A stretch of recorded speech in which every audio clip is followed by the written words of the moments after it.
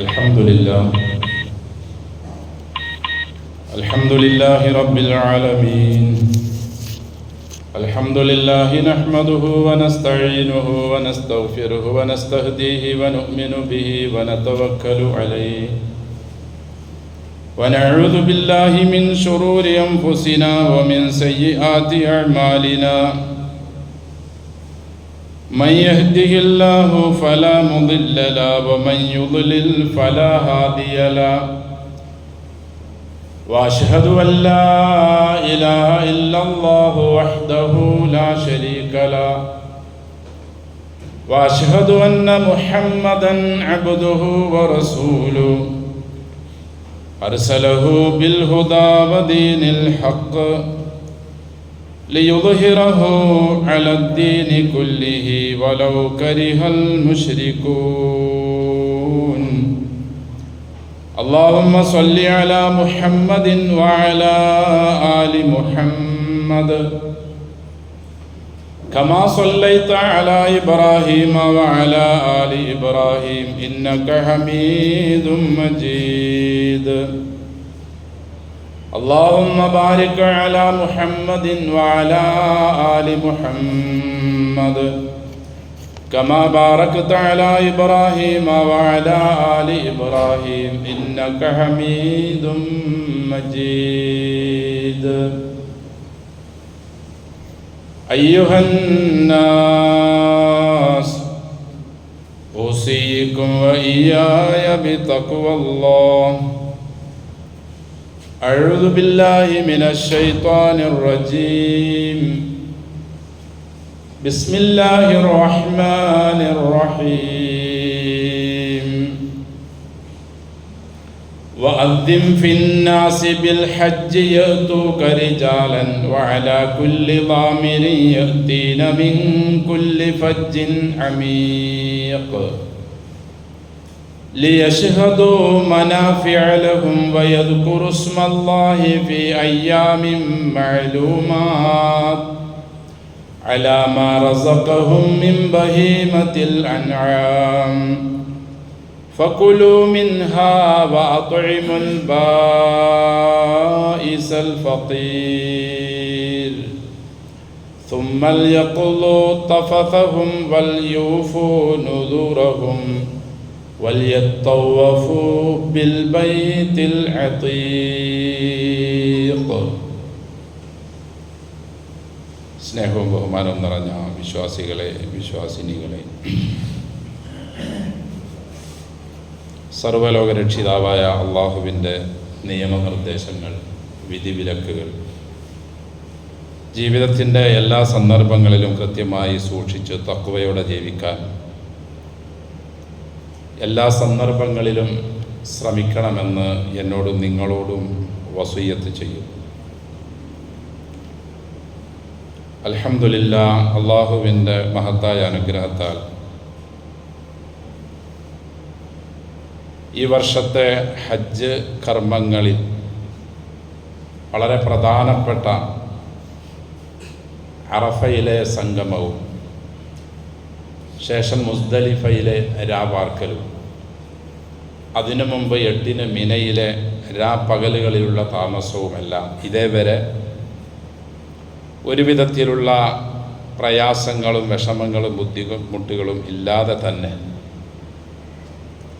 വളരെ നല്ല നിലയിൽ, ഭൗതികമായ നിലയിൽ കഴിഞ്ഞിട്ടുണ്ട്. കഴിഞ്ഞ പ്രാവശ്യത്തെ പോലെ കഠിന ചൂട് അനുഭവപ്പെടാത്തത് കൊണ്ടും അള്ളാഹുവിൻ്റെ മഹത്തായ മറ്റ് അനുഗ്രഹങ്ങൾ കൊണ്ടും മരണം ഒന്നും തന്നെ പ്രത്യേകിച്ച് മലയാളികളിൽ നിന്നും റിപ്പോർട്ട് ചെയ്തിട്ടില്ല. ഇനി തുടർന്നുള്ള ഇന്ന് ഉള്ള അക്കബയിലുള്ള കല്ലേറും ശേഷമുള്ള അറവും ശേഷമുള്ള മുടി വടിക്കലും കഴിയുന്നവർ ഇന്ന് തന്നെ വിശുദ്ധ കഅബയിൽ പോയുള്ള തവാഫുൽ ഇഫാദയും പിന്നീടുള്ള സഅയും എല്ലാം ചെയ്തു കഴിഞ്ഞാൽ പിന്നീട് ശേഷിക്കുന്നത് 11, 12, 13 ദിവസങ്ങളിൽ മിനയിലുള്ള രാപ്പകലുകളിലെ താമസവും അവിടെയുള്ള ജമറാത്തുകളിലുള്ള ഏറുകളും മാത്രമാണ്. അള്ളാഹു അതും നല്ല നിലയിൽ അള്ളാഹുവിൻ്റെ പ്രീതി മാത്രം ആഗ്രഹിച്ചുകൊണ്ട് റസൂൽ സ്വല്ലല്ലാഹു അലൈഹി വസല്ലമയുടെ മുബാറക്കായ തിരുചര്യ പൂർണ്ണമായി അനുധാവനം ചെയ്ത് പൂർത്തീകരിക്കാൻ അവരെ അള്ളാഹു അനുഗ്രഹിക്കട്ടെ. നമുക്കും ഇൻഷാ അള്ളാഹ് അടുത്ത വർഷങ്ങളിൽ മബ്റൂറായ മഖ്ബൂലായ ഈ കർമ്മം നിർവഹിക്കാൻ അതിനുള്ള എല്ലാവിധത്തിലുള്ള തൗഫീക്കുകളും സാമ്പത്തികമായി, ശാരീരികപരമായി, ആരോഗ്യപരമായി, യാത്രാപരമായി നമുക്കെല്ലാം നൽകി അള്ളാഹു നമ്മെയും അനുഗ്രഹിക്കട്ടെ. ഇസ്ലാമിൻ്റെ വളരെ പ്രധാനപ്പെട്ട 5 സ്തംഭങ്ങളിൽ ഒന്നാണല്ലോ ഹജ്ജ് കർമ്മം. കഴിയുന്നവരെല്ലാം അത് നിർവഹിക്കണമെന്ന് അള്ളാഹു നമ്മോട് നിർബന്ധിച്ചിട്ടുണ്ട്. വഅദ്ദിം ഫിന്നാസി ബിൽ ഹജ്ജി യഅ്തൂക റിജാലൻ. ഇബ്രാഹിം നബി അലൈഹിസ്സലാത്തു വസ്സലാമിനോട് കഅബ മന്ദിരത്തിൻ്റെ പൂർത്തീകരണത്തിന് ശേഷം അള്ളാഹുവിൻ്റെ കൽപ്പനയാണ്. ഹജ്ജിനു വേണ്ടി ആളുകളോട് അഥവാ കഅബ സന്ദർശിക്കാൻ, അതിൻ്റെ പരിസരങ്ങളിലുള്ള മനാസിക്കുകൾ സന്ദർശിക്കാൻ നീ അവരെ വിളിക്കണമെന്ന ഖലീലുല്ലാഹി ഇബ്രാഹിം നബിയോടുള്ള നിർദ്ദേശം അദ്ദേഹം പൂർത്തീകരിക്കുകയും ആ വിളിക്ക് ഉത്തരം നൽകിക്കൊണ്ടാണ് നാം എല്ലാവരും അങ്ങോട്ട് പുറപ്പെട്ടിട്ടുള്ളത്. അള്ളാഹു പറഞ്ഞതുപോലെ യഅ്തൂക റിജാലൻ വഅലാ കുല്ലി ളാമിർ യഅ്തീന മിൻ കുല്ലി ഫജ്ജിൻ അമീഖ. എത്ര ദൂര സ്ഥലത്ത് നിന്നാണെങ്കിലും ക്ഷീണം സഹിച്ചും ത്യാഗം സഹിച്ചും അവർ പ്രയാസങ്ങൾ അനുഭവിച്ചുമൊക്കെ യാത്ര നടന്നും വാഹനപ്പുറത്തുമൊക്കെയായി അവർ നിന്റെ അടുക്കൽ വരുമെന്ന് ഇബ്രാഹിം നബി അലൈഹിസ്സലാത്തു വസ്സലാമിനോട് അള്ളാഹു നൽകുന്ന വാഗ്ദാനമാണ്. ആയതിനാൽ ഹജ്ജും അതിൻ്റെ കർമ്മങ്ങളുമെല്ലാം അള്ളാഹുവിന് വേണ്ടി നിർവഹിക്കുക എന്നതാണ് ഇതിൻ്റെ ആത്യന്തികമായ ലക്ഷ്യം. അതിൽ ഒരു വിധത്തിലുള്ള കലർപ്പും ഒരു വിധത്തിലുള്ള കേടുപാടുകളും ഉണ്ടാവാതെ സൂക്ഷിക്കുക എന്നത് നമ്മുടെ എല്ലാവരുടെയും ബാധ്യതയാണ്. അതിനൊന്നേ വഴിയുള്ളൂ. ഹജ്ജിൻ്റെ കർമ്മങ്ങൾ എങ്ങനെയാണെന്ന് ഖലീലുല്ലാഹി ഇബ്രാഹിം നബി അലൈഹിസ്സലാത്തു വസ്സലാമിലൂടെ പഠിപ്പിച്ച രക്ഷിതാവ് പിന്നീട് വന്ന ജനസമൂഹങ്ങളിൽ ബഹുഭൂരിഭാഗവും അതിനെ കൃത്രിമമായി സംവിധാനിക്കുകയും അദ്ദേഹം പഠിപ്പിച്ച മില്ലത്തുൻ ഹനീഫിയയിൽ നിന്നും വ്യതിചലിക്കുകയും ചെയ്തപ്പോൾ അതിനെ കൃത്യമായി ഒന്നുകൂടി പഠിപ്പിച്ച് അതേ പ്രകാരം തന്നെ ലോകത്തിനവസാനം വരെ തുടരണമെന്ന് അള്ളാഹുവിൻ്റെ നിർബന്ധ കൽപ്പന ഉള്ളതുകൊണ്ട് അള്ളാഹുവിൻ്റെ റസൂൽ സ്വല്ലല്ലാഹു അലൈഹി വസല്ലം എങ്ങനെയാണോ അത് നിർവഹിച്ചത്,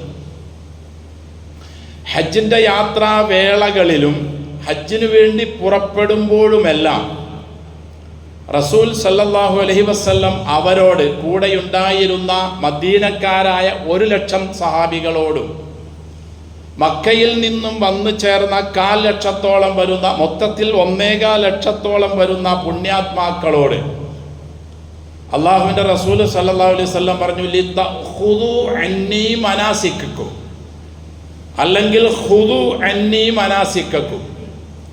ഹജ്ജിൻ്റെ കർമ്മങ്ങൾ എങ്ങനെയാണെന്ന് നിങ്ങൾ എന്നിൽ നിന്നും പഠിക്കണമെന്നും മനസ്സിലാക്കണമെന്നും അതുപോലെ തന്നെ നിങ്ങൾ നിർവഹിക്കണമെന്നും അള്ളാഹുവിൻ്റെ റസൂൽ സല്ലല്ലാഹു അലൈഹി വസല്ലം പഠിപ്പിച്ചതിൻ്റെയും പറഞ്ഞതിൻ്റെയും കാട്ടിക്കൊടുത്തതിൻ്റെയും അടിസ്ഥാനത്തിൽ നമുക്ക് കിട്ടിയതുപോലെ തന്നെ ഒരു വള്ളിക്കോ പുള്ളിക്കോ വ്യത്യാസമില്ലാത്ത നിലയിൽ അതിനെ നിർവഹിക്കലാണ് ഒരേ ഒരു വഴിയുള്ളൂ, ഹജ്ജ് മബ്റൂറാവാൻ, മഖ്ബൂലാവാൻ. ഹജ്ജ് എന്നല്ല, ഇസ്ലാമിലെ ഏത് പാഠഭാഗങ്ങളാണെങ്കിലും കർമ്മങ്ങളാണെങ്കിലും അവകളെല്ലാം അള്ളാഹുവിൻ്റെ അടുക്കൽ സ്വീകാര്യയോഗ്യമാകണമെങ്കിൽ അള്ളാഹു പ്രവാചകന്മാരിലൂടെ ഈ പ്രവാചകനിലൂടെ ഉസ്വത്തുൻ ഹസനയായി നൽകിയിട്ടുള്ള പാഠഭാഗങ്ങൾ ശ്രദ്ധിച്ച് പഠിച്ചു മനസ്സിലാക്കി അങ്ങനെ തന്നെ നിർവഹിക്കലാണ് രക്ഷപ്പെടാനുള്ള ഒരേ ഒരു രക്ഷാമാർഗം. വേറെ ആരെങ്കിലും എന്തെങ്കിലും ആ കർമ്മങ്ങളിലോ അല്ലെങ്കിൽ ഈ കർമ്മത്തിലോ അവരുടേതായ ഭാഗത്ത് നിന്ന് അവർ നന്മയാണെന്ന് മനസ്സിലാക്കിയത് പഠിപ്പിക്കുകയും അതിൽ നാം പിൻപറ്റുകയും തുടരുകയും ചെയ്താൽ അതെല്ലാം മർദൂദായിരിക്കും, തള്ളപ്പെട്ടതായിരിക്കും. അവകൾക്കെല്ലാം ഇസ്ലാം ഒറ്റ വാക്കിൽ പറഞ്ഞ പേര് ബിദ്അ എന്നാണ്. അതെല്ലാം പിഴച്ചതാണ്, അതെല്ലാം നരകത്തിലാണ്.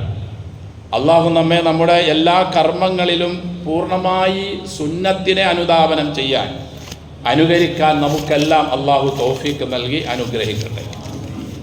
അള്ളാഹുവിൻ്റെ റസൂല് സല്ലല്ലാഹു അലൈഹി വസല്ലം ഹജ്ജ് നിർവഹിച്ചത്, ഉംറ നിർവഹിച്ചത് എങ്ങനെയായിരുന്നു എന്ന് ഒറ്റ നോട്ടത്തിൽ നാം ഒന്ന് മനസ്സിലാക്കൽ നമ്മുടെ ഹജ്ജ് അടുത്ത വർഷമോ അല്ലെങ്കിൽ പിന്നീടുള്ള വർഷങ്ങളിലോ നമുക്ക് എപ്പോഴെങ്കിലും അവസരം ലഭിച്ചാൽ അതേ പ്രകാരം തന്നെ തുടരാൻ നമുക്കതൊരു ചാൻസ് ആയിരിക്കും.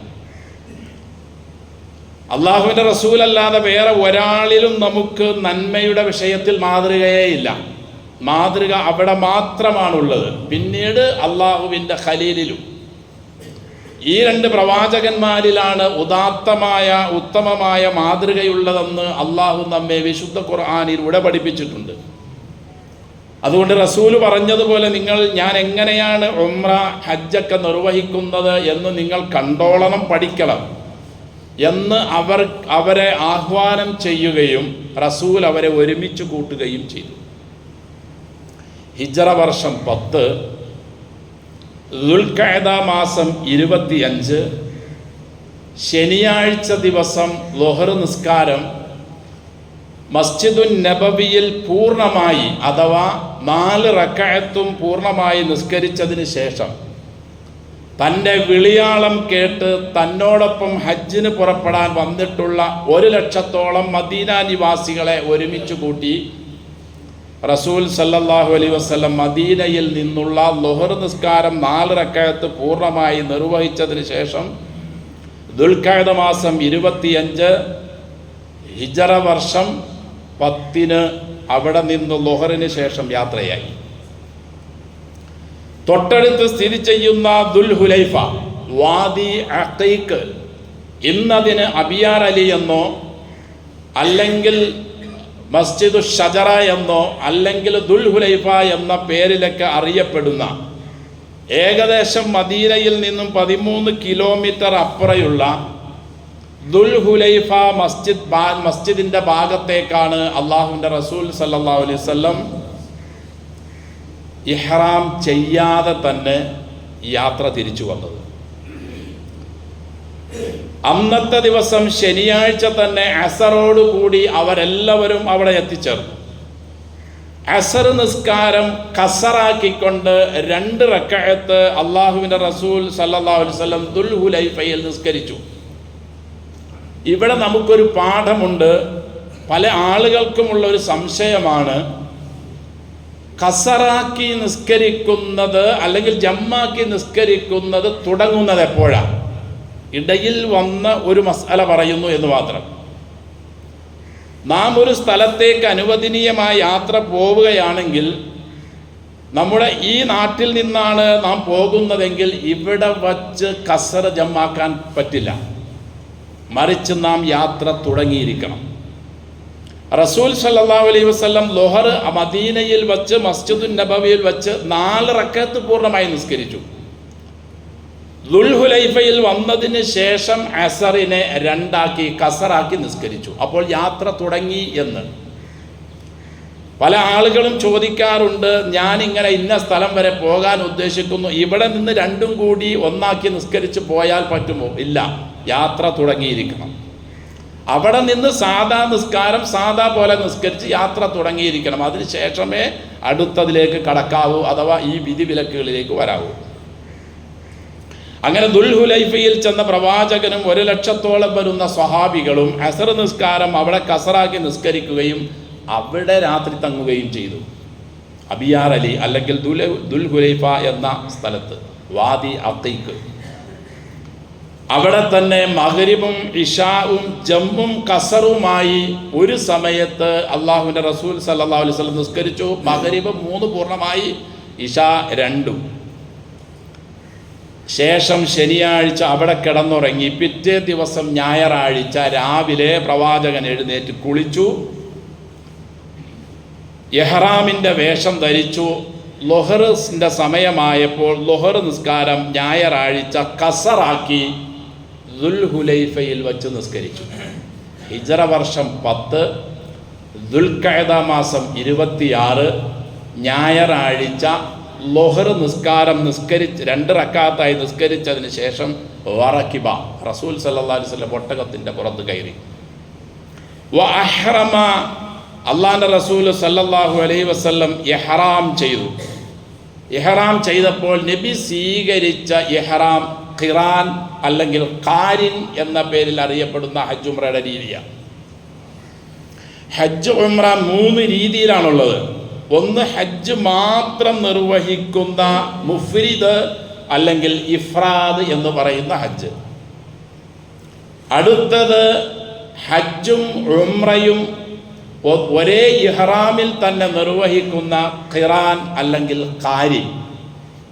അടുത്തത് ഉംറയ്ക്ക് ഇഹ്റാം ചെയ്ത് ഉംറയുടെ കർമ്മങ്ങളെല്ലാം കഴിഞ്ഞതിന് ശേഷം ഇഹ്റാമിൽ നിന്നും ഒഴിവായി പിന്നീട് ദുൽഹിജ്ജ 8 താമസ സ്ഥലത്ത് നിന്ന് ഹജ്ജിന് മാത്രം ഇഹ്റാം ചെയ്ത് തമത്തു ആയ നിലയിൽ നിർവഹിക്കുന്ന ഹജ്ജ്.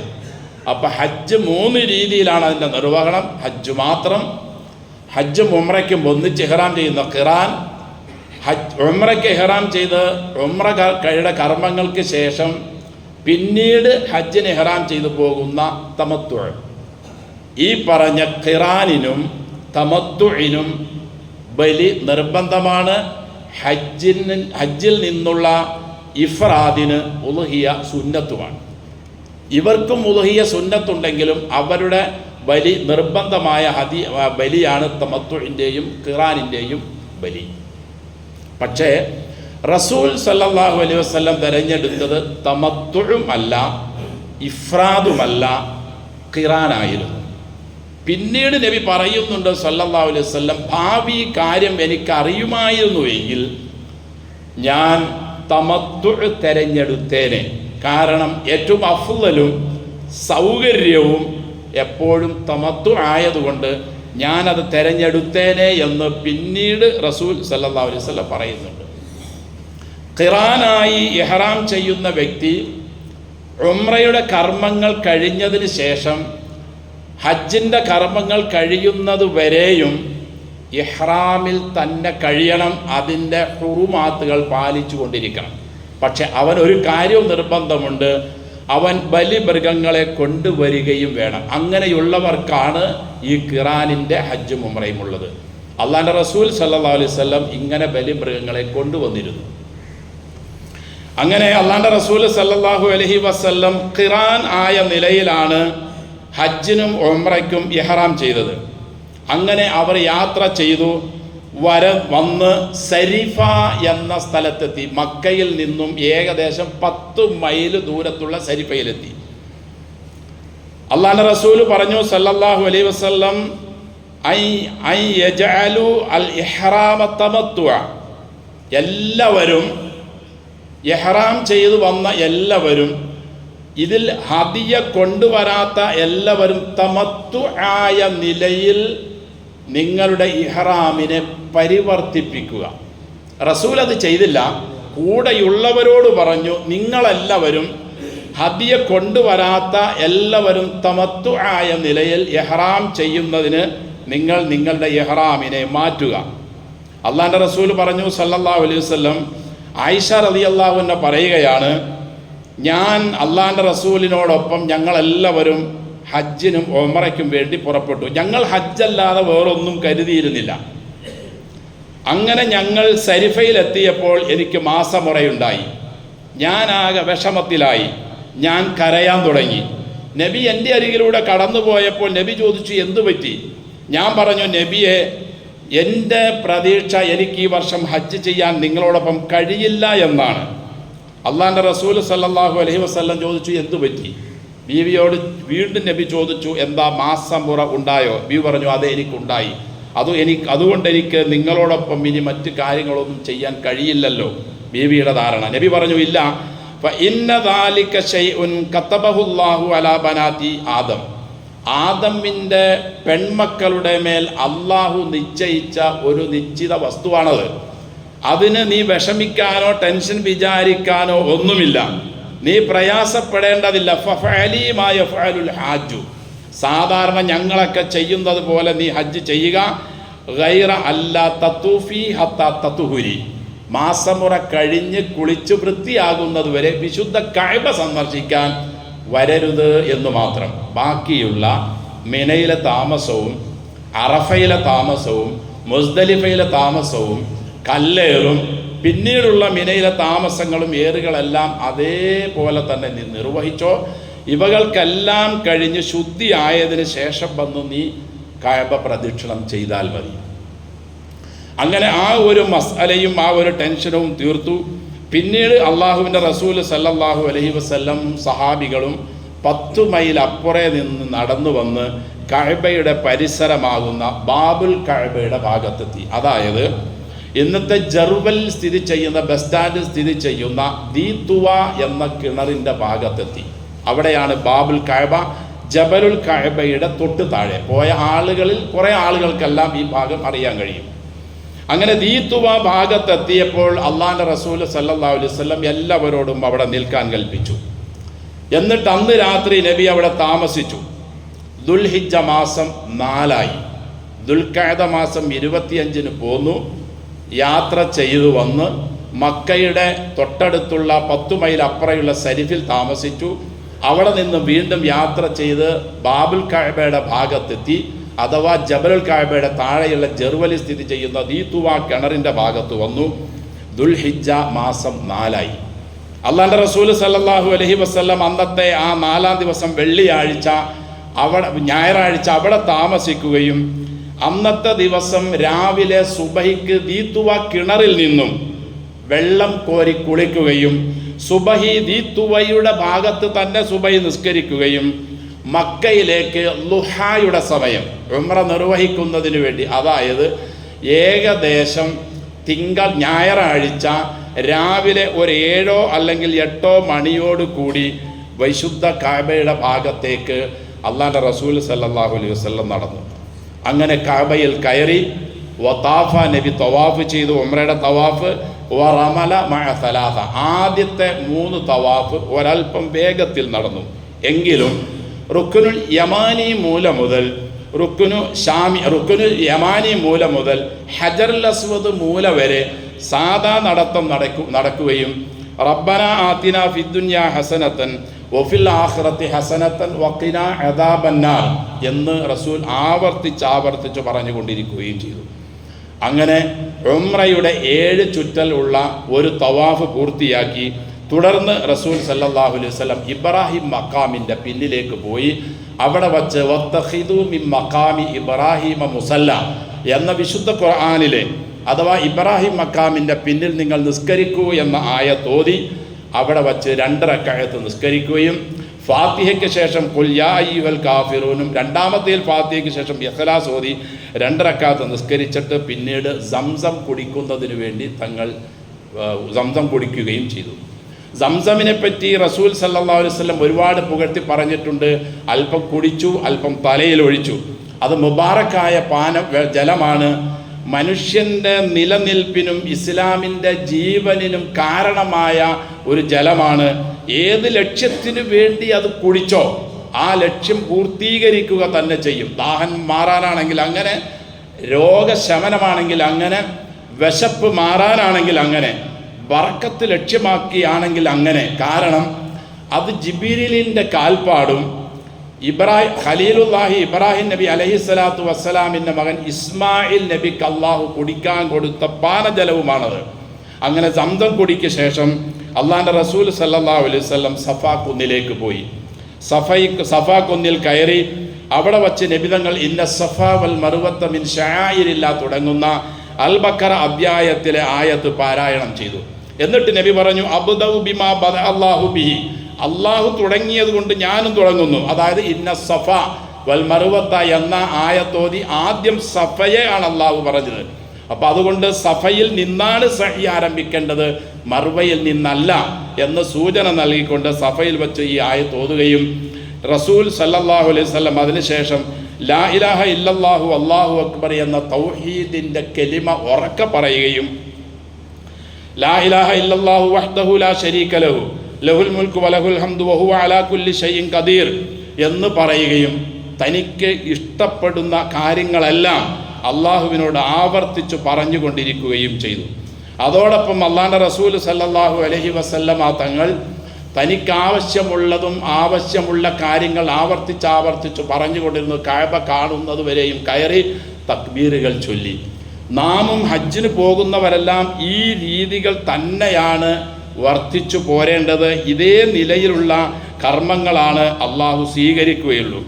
അവിടെ നിന്ന് റസൂൽ സല്ലല്ലാഹു അലൈഹി വസല്ലമ ഇറങ്ങി മറുവയിലേക്ക് പോവുകയും ഇന്ന് നാം കാണുന്ന 2 പച്ചലൈറ്റുകൾക്കിടയിലുള്ള സ്ഥലങ്ങളിൽ വളരെ വേഗത്തിൽ നടക്കുകയും ചെയ്തു. തുടർന്ന് മറുവയിലേക്ക് നടന്നു കയറി മറുവയിലും ഈ പറഞ്ഞതെല്ലാം പറഞ്ഞു. പക്ഷേ ഇന്ന സഫ വൽ മറുവത്ത മിൻ ശആഇരില്ലാ എന്ന ആയത്ത് മാത്രം ഓതിയില്ല. അവിടെ ലാ ഇലാഹ ഇല്ലല്ലാഹു അല്ലാഹു അക്ബർ, ലാ ഇലാഹ ഇല്ലല്ലാഹു വഹ്ദഹു ലാ ശരീക ലഹു ലഹുൽ മുൽക്കു വലഹുൽ ഹംദു വഹുവ അലാ കുല്ലി ഷൈഇൻ ഖദീർ, പിന്നീട് ആവശ്യത്തിനനുസരിച്ചുള്ള ദുആകൾ പ്രാർത്ഥനകളെല്ലാം ആവർത്തിച്ചു കൊണ്ടിരുന്നു. അങ്ങനെ ഉംറയുടെ അഥവാ ഖിറാനായി ഹജ്ജും ഉംറയ്ക്കും വന്ന റസൂൽ സല്ലല്ലാഹു അലൈഹി വസല്ലമയുടെ ഉംറയുടെ തവാഫും സഅയും പൂർത്തിയാക്കി മറുവയിൽ എഴുന്നേറ്റ് നിന്ന് റസൂൽ സല്ലല്ലാഹു അലൈഹി വസല്ലം പറഞ്ഞു അഹില്ലു മിൻ ഇഹ്റാമിക്കും, സഹാബികളെ നിങ്ങളെല്ലാവരും നിങ്ങളുടെ ഇഹ്റാമിൽ നിന്നും ഒഴിവാകണം. സുമ്മ അഖീമു ഹലാലൻ, പിന്നെ തഹല്ലുലായ നിലയിൽ നിങ്ങൾ അവിടെ താമസിക്കണം.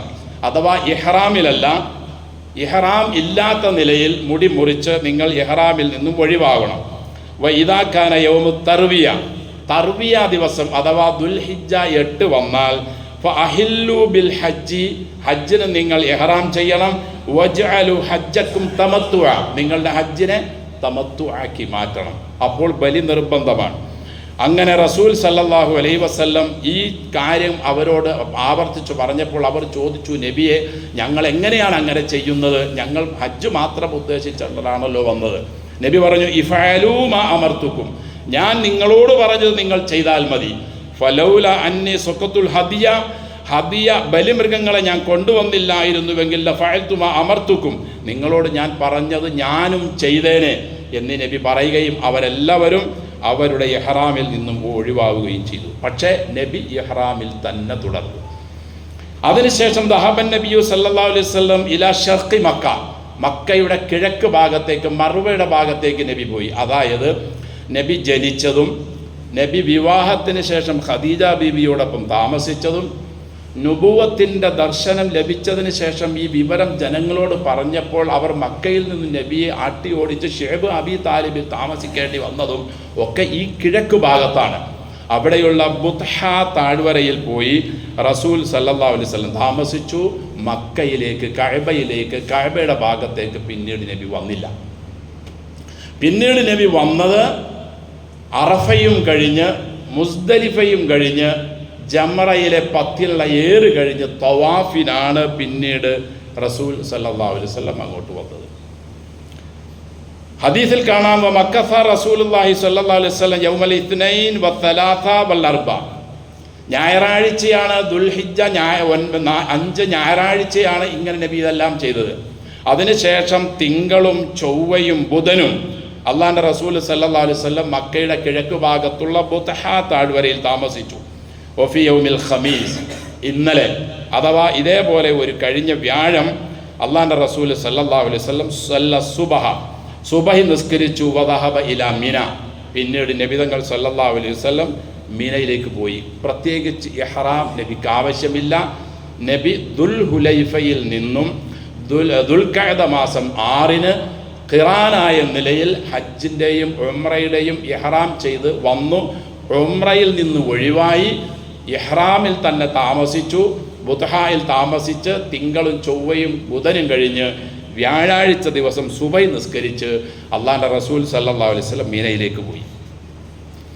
ഒഫി ഹാദിഹിൽ അയ്യാം, ഈ ദിവസങ്ങളിലെല്ലാം, അതായത് ദുൽഹുലൈഫയിൽ നിന്നും അസർ തുടങ്ങി മുതൽ കസറാക്കി ഇതുവരെയുള്ള എല്ലാ ദിവസങ്ങളിലും ഖസറസ്സല മാൽ ജമാഅത്തായി നബി തങ്ങൾ സല്ലല്ലാഹു അലൈഹി വസല്ലം അതാതിൻ്റെ വഖത്തുകളിൽ കസറാക്കിയാണ് നിസ്കരിച്ചത്. മറ്റു നിസ്കാരം പൂർത്തിയാക്കി നിസ്കരിച്ചില്ല, ജമാഅത്താക്കും എന്താക്കുകയില്ല, ജമ്മാക്കുകയില്ല, എല്ലാം കസറാക്കി നിസ്കരിച്ചു, മഗ്രിബല്ലാത്ത ബാക്കി എല്ലാ നിസ്കാരങ്ങളും. അങ്ങനെ വബാത്ത ഫി മിന, വ്യാഴാഴ്ച ദിവസം മിനയിൽ നബി തങ്ങൾ രാവും പകലും താമസിച്ചു. വബഅദൽ ഖമീസ്, അതിനുശേഷം സല്ല സുബഹ, നബി തങ്ങൾ പിറ്റേ ദിവസം വെള്ളി, അഥവാ ഇന്നത്തെ പോലത്തെ ഒരു വെള്ളി അള്ളാഹുവിൻ്റെ റസൂൽ സല്ലല്ലാഹു അലൈഹി വസല്ലം മിനയിൽ സുബഹി നിസ്കരിച്ചു. എന്നിട്ട് വദഹബ ഇലാ അറഫ ഫി യൗമിൽ ജുമുഅ, വെള്ളിയാഴ്ച ദിവസം അള്ളാഹുവിൻ്റെ റസൂൽ സല്ലല്ലാഹു അലൈഹി വസല്ലം അറഫയിലേക്ക് പോയി. അന്ന് അള്ളാഹുവിൻ്റെ റസൂൽ സല്ലല്ലാഹു അലൈഹി വസല്ലമയുടെ അറഫ ഒരു വെള്ളിയാഴ്ചയായിരുന്നു. ഇന്നിപ്പോൾ വ്യാഴമാണ്, അന്നത്തെ ദിവസം വെള്ളിയാഴ്ചയായിരുന്നു. വബഅദ സവാൽ, വെള്ളിയാഴ്ച ദിവസം സൂര്യൻ മധ്യത്തിൽ നിന്നും നീങ്ങിക്കഴിഞ്ഞപ്പോൾ റക്കിബൽ കസ്വ വമല വവസല ഉർന, വാദി ഉർന എന്ന പേരിൽ അറിയപ്പെടുന്ന അറഫയുടെ തൊട്ടടുത്തുള്ള സ്ഥലത്തേക്ക് അള്ളാഹുവിൻ്റെ റസൂൽ സല്ലല്ലാഹു അലൈഹി വസല്ലം മിനയിൽ നിന്നും പോയി. അവിടെ ചെന്ന് ഖതബ ഖുതുബത്തൻ ബലീഗത്തൻ, പ്രൗഢ ഗംഭീരമായ ഒരു പ്രഭാഷണം അള്ളാഹുവിൻ്റെ റസൂൽ സല്ലല്ലാഹു അലൈഹി വസല്ലം ളുഹറും അസറും ഒക്കെ നിസ്കരിക്കുന്നതിന് മുമ്പ്, ബാങ്ക് വിളിക്കുന്നതിന് മുമ്പ്, മധ്യാഹ്നത്തിൽ നിന്നും സൂര്യൻ തെറ്റിയതിന് ശേഷം ഒരു പ്രസംഗം നടത്തി. ഇന്നേ വരെ ആ രീതിയിലുള്ള ഒരു പ്രസംഗം നടത്താൻ ആർക്കും സാധിച്ചിട്ടില്ല. എല്ലാ ഭാഗങ്ങളും കടന്നു ചെന്ന് എല്ലാ മനുഷ്യരെയും ഉൾക്കൊണ്ട്, അല്ല ജീവജാലങ്ങളോടുള്ള കടമകൾ പോലും ആവർത്തിച്ചു പറഞ്ഞ്, സ്ത്രീകളോടും തൊഴിലാളികളോടുമുള്ള ബാധ്യതകളെ സൂക്ഷിക്കണമെന്ന് ഗൗരവപൂർവം പറഞ്ഞ്, പലിശയും ശിർക്കും കുഫറും പൂഴ്ത്തിവെപ്പും ഒന്നും പാടില്ലെന്നും ആവർത്തിച്ചു പറഞ്ഞുകൊണ്ട് അള്ളാഹുവിൻ്റെ റസൂൽ സല്ലല്ലാഹു അലൈഹി വസല്ലം ഉർന താഴ്വരയിൽ വെച്ച് പറഞ്ഞ പ്രസംഗത്തിൻ്റെ പേരാണ് നാം ഇടയ്ക്കിടയ്ക്ക് പറയാറുള്ള അല്ലെങ്കിൽ കേൾക്കാറുള്ള ഖുതുബ ഹജ്ജത്തുൽ വദാ എന്നോ അല്ലെങ്കിൽ വിദാ എന്ന പേരിലോ അറിയപ്പെടുന്ന പ്രഭാഷണം. ആ പ്രഭാഷണം കഴിഞ്ഞതിന് ശേഷം റസൂൽ സല്ലല്ലാഹു അലൈഹി വസല്ലം ബാങ്ക് വിളിക്കാൻ ആവശ്യപ്പെട്ടു. ളുഹറും അസറും ജമ്മും ഖസറുമായി അറഫയിൽ വെച്ച് അള്ളാഹുവിൻ്റെ റസൂൽ സല്ലല്ലാഹു അലൈഹി വസല്ലം 1,00,000 അവിടെ നിന്നും 1,00,000 ഇവിടെ നിന്നും കൂടി 1,15,000 പുണ്യാത്മാക്കളോടൊപ്പം അറഫയിൽ നിസ്കരിച്ചു. അറഫയിലുള്ള നിസ്കാരം കഴിഞ്ഞതിന് ശേഷം റസൂൽ സല്ലല്ലാഹു അലൈഹി വസല്ലം തൻ്റെ ഒട്ടകവുമായി ജബലുർ റഹ്മ എന്ന പേരിൽ ഇന്നറിയപ്പെടുന്ന പാറക്കൂട്ടങ്ങൾ ഉയർന്നു നിൽക്കുന്ന ആ പ്രദേശത്തേക്ക് പോയി. അറഫയിലുള്ള നെമിറ മസ്ജിദ് ഉർന താഴ്വരയിലാണ്. അവിടെ നിന്ന് അല്പം മാറിയാണ് ഇന്ന് ജബലുർ റഹ്മ എന്ന പേരിൽ അറിയപ്പെടുന്ന പാറക്കൂട്ടങ്ങളുള്ള ഭാഗം. ആ പാറക്കൂട്ടങ്ങളുള്ള ഭാഗത്തേക്ക് ചെന്ന് അതിൻ്റെ മുകളിലേക്ക് കയറാതെ പാറക്കൂട്ടങ്ങളുടെ താഴ്ഭാഗത്ത് വീണ് കിടക്കുന്ന ഒരു പാറയുടെ ഭാഗത്തേക്ക് ഒട്ടകത്തിൻ്റെ വയർ ചേർത്ത് നിർത്തി ഖിബ്ലയ്ക്ക് അഭിമുഖമായി നിന്ന് റസൂൽ സല്ലല്ലാഹു അലൈഹി വസല്ലം ദിക്റുകളും ദുആകളും തൽബിയത്തുകളും തഹ്ലീലുകളും പ്രാർത്ഥനകളും ഒക്കെയായി കഴിഞ്ഞുകൂടി. അങ്ങനെ വെള്ളിയാഴ്ച ദിവസം വൈകിട്ട് സമയമായപ്പോഴേക്കും, അസർ കഴിഞ്ഞപ്പോഴേക്കും പ്രാർത്ഥനയുടെ ഗൗരവം വർദ്ധിപ്പിച്ചുകൊണ്ട് അള്ളാഹുവിൻ്റെ റസൂൽ സല്ലല്ലാഹു അലൈഹി വസല്ലം കൈകൾ ആകാശലോകത്തേക്ക് ഉയർത്തി അള്ളാഹുവിനോട് താണുകയാണ് അപേക്ഷിച്ച് കരഞ്ഞ് പ്രാർത്ഥിച്ചു കൊണ്ടേയിരുന്നു.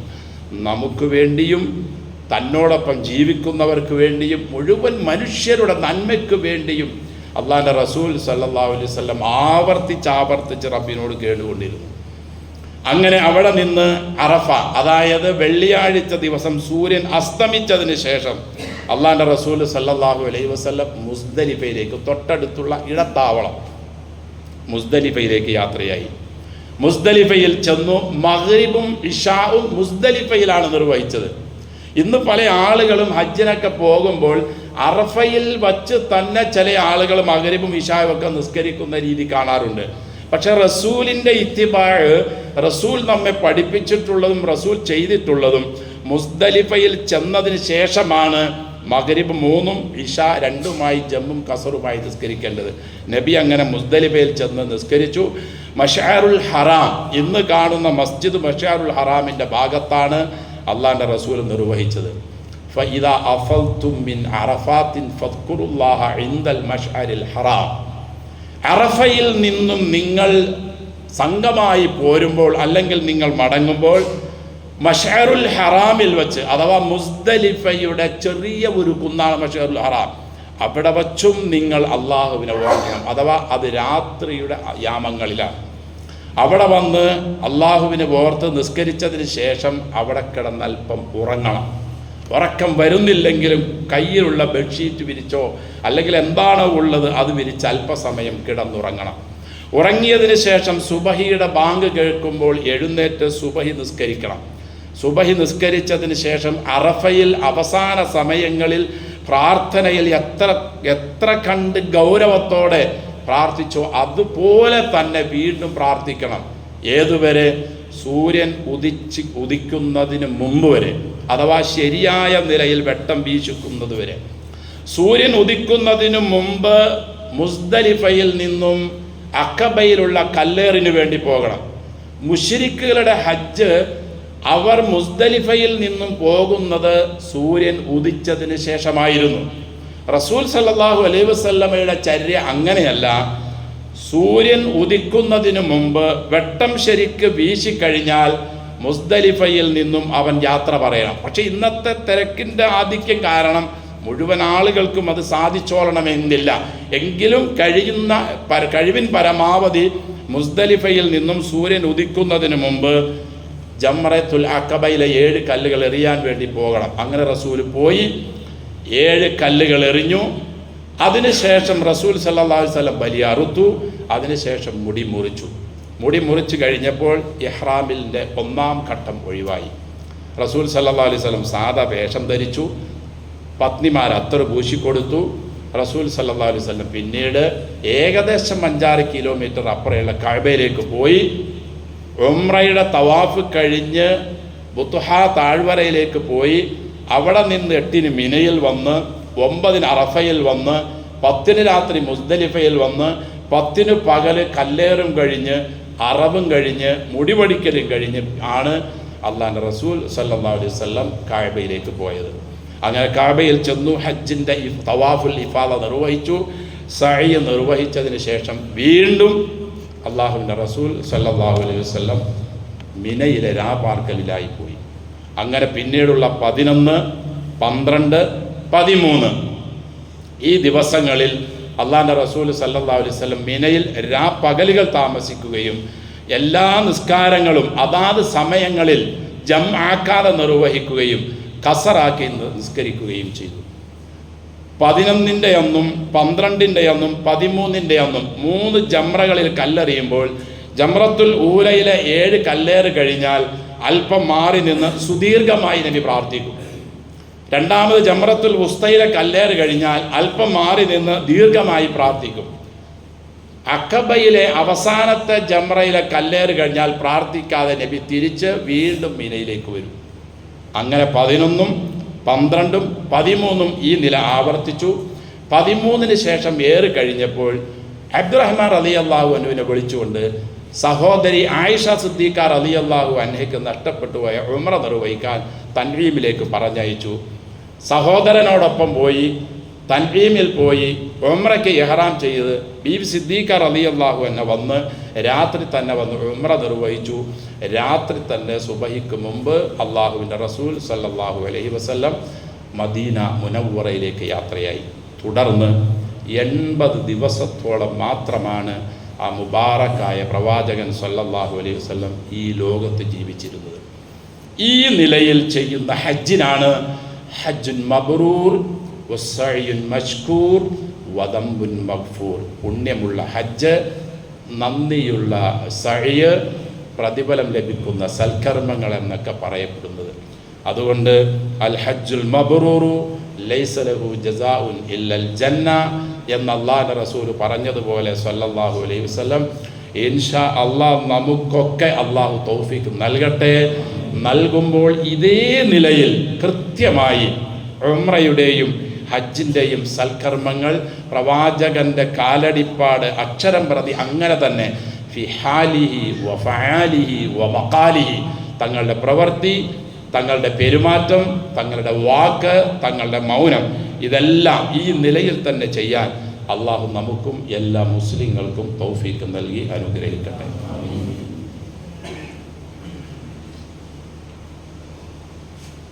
അൽഹംദുലില്ലാഹി നഹ്മദുഹു വനസ്തഈനുഹു വനസ്തഗ്ഫിറുഹു വനസ്തഹ്ദീഹി വനുഅ്മിനു ബിഹി വനതവക്കലു അലൈഹി വനഊദു ബില്ലാഹി മിൻ ശുറൂരി അൻഫുസിനാ വമിൻ സയ്യിആതി അഅ്മാലിനാ മൻ യഹ്ദിഹില്ലാഹു ഫലാ മുദില്ല ലഹു വമൻ യുദ്ലിൽ ഫലാ ഹാദിയ ലഹു വഅശ്ഹദു അൻ ലാ ഇലാഹ ഇല്ലല്ലാഹു വഹ്ദഹു ലാ ശരീക ലഹു വഅശ്ഹദു അന്ന മുഹമ്മദൻ അബ്ദുഹു വറസൂലുഹു അർസലഹു ബിൽ ഹുദാ വദീനിൽ ഹഖ് ലിയുദ്ഹിറഹു അലദ്ദീനി കുല്ലി വലൗ കരിഹൽ മുശ്രികൂൻ. اللهم صل على محمد وعلى آل محمد كما صليت على إبراهيم وعلى آل إبراهيم إنك حميد مجيد. اللهم بارك على محمد وعلى آل محمد كما باركت على إبراهيم وعلى آل إبراهيم في العالمين إنك حميد مجيد. أيها الناس أوصيكم وإياي بتقوى الله. أعوذ بالله من الشيطان الرجيم. بسم الله الرحمن الرحيم.